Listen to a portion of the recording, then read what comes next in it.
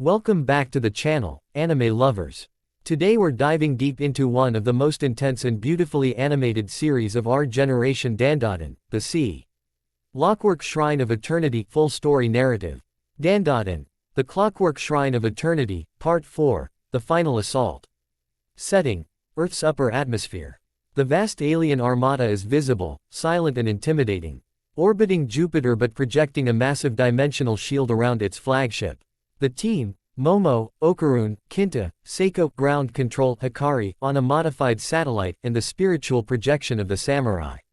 The execution. Hikari, from the satellite, broadcasts the complex alien tech frequency jam, momentarily disrupting the armada's localized communications. Seiko, from the ground, initiates the final ritual, using her full spiritual power to channel energy into the samurai's projection. The window, the planetary alignment hits. For 15 seconds, the dimensional shield flickers. Momo's action. Momo, channeling her maximum psychic energy and the samurai's spiritual force, creates a massive, focused psychic spiritual drill. She yells for Okarun to ride the force.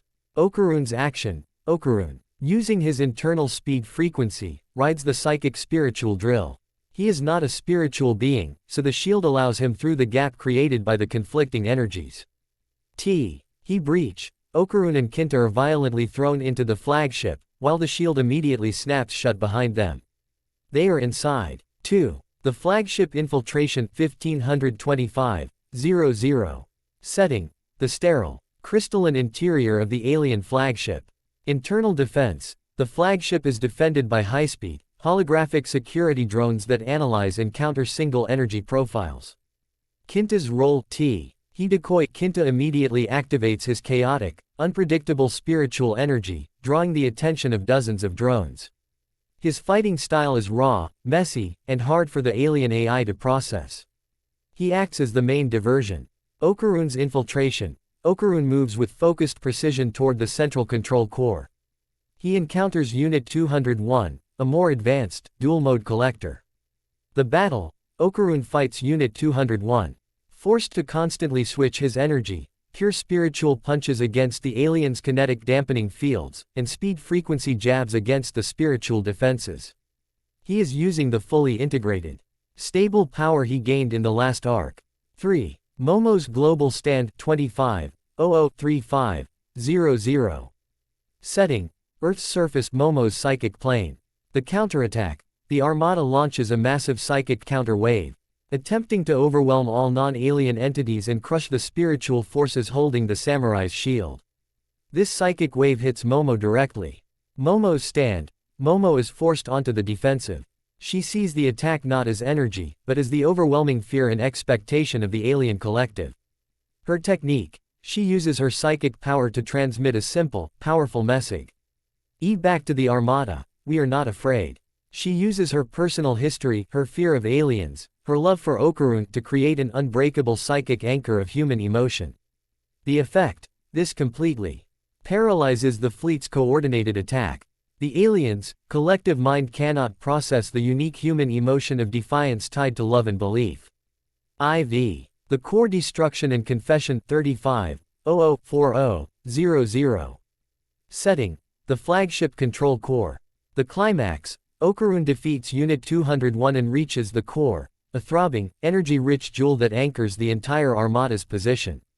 He is exhausted. The final moment. The core is shielded by a final, simple energy field that needs a specific, powerful emotion to destabilize it. The signal. Through their psychic connection, Momo sends Okarun a final message, not of strategy, but of pure, simple acceptance and love. Okarun's action. Okarun uses this overwhelming, powerful human emotion, his unbroken confidence and restored vitality, to charge the final blow. He strikes the core with a full power, emotion-charged, unified punch. The victory. The flagship core explodes, triggering a chain reaction that destabilizes the entire armada. The alien ships blink out of existence, retreating in chaos. Resolution. The return. Okarun and Kinta are retrieved by Hikari using a localized warp field moments before the flagship explodes. The aftermath. The world is saved. The samurai's projection dissolves, bowing to Momo and Okarun. Kinta is battered but proud. The true ending. Okarun, having used his confession to save the world, now has the simplest task left. He walks up to Momo, no curses. No aliens, just confidence.